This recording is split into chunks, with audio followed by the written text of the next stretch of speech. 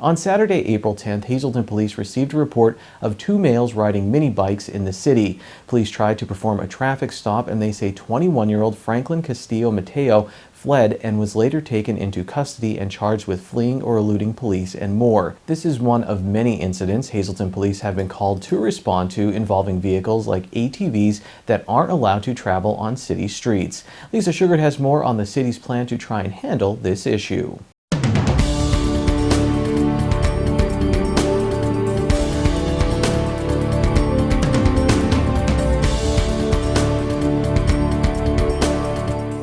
The Hazleton Police Department is looking to crack down on illegal ATVs, all-terrain vehicles in the city limits. I'm pleased to be joined now by Hazleton Police Chief Brian Schoonemaker. Chief, how serious is the problem and what exactly are they doing that is causing the problem? The problem is that we have these young gentlemen, let's say, and some late teens who are riding the ATVs through our roadways.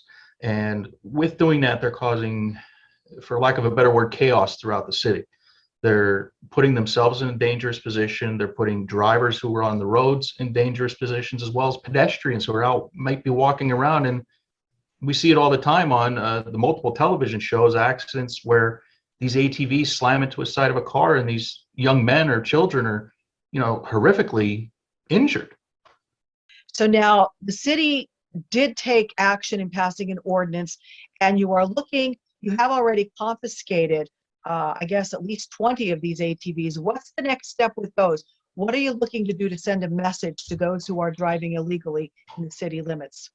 We had looked at several, ways of dealing with the ones that we have in custody now, or the ones that we have in possession.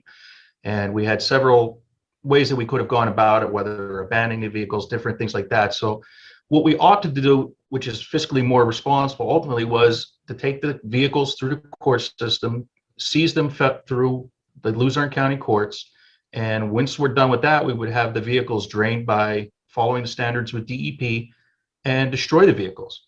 To send a strong message that we're not going to give them back. If we can take them, we're going to take them and we're going to destroy them. If you want to go ride, please do it responsibly, not on the city streets. And that's just it. They can ride ATVs, but where are the areas that they're supposed to be utilizing them?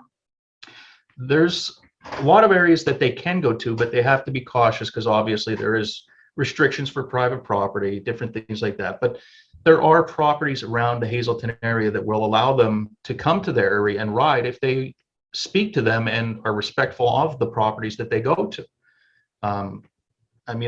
We all know there used to be Paragon Park. There was several other areas that were set up for this specifically. I know now there's areas outside of Hazleton that are designated for ATVs, and that's all the same purpose. Like we've been trying to say is go in those wooded areas, follow the rules.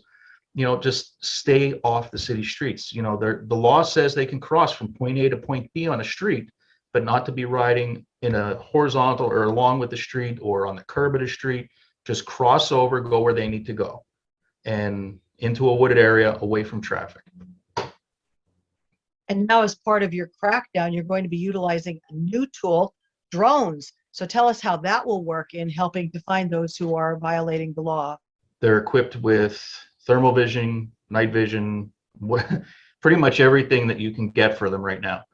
And what we're hoping is that once we get a report of ATVs riding around in a specific area, the officer is able to quickly launch the drones and actually mark it on a map, just much like some of the military and helicopter technology that's out there, and follow those ATVs at a distance where they don't even see us until we show up at their house and sight them and take the ATVs.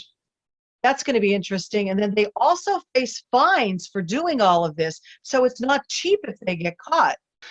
Besides the ordinances themselves, which I believe we changed to an up to $1,000 fine, seizing them plus the additional state fines, they could be looking upwards of $3,000 in assorted fines, and then also losing their ATV or motorcycle.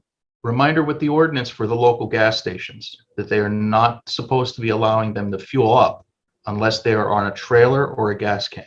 They're not supposed to be filling up the ATVs that drive up to the pumps throughout the city as well. That's an additional fine towards the businesses. Today's news feature is brought to you by Hampton Inn by Hilton Hazleton. Looking for a night away in the Cunningham Valley? Book your stay vacation today at Hampton Inn by Hilton Hazleton by calling 570-454-3449.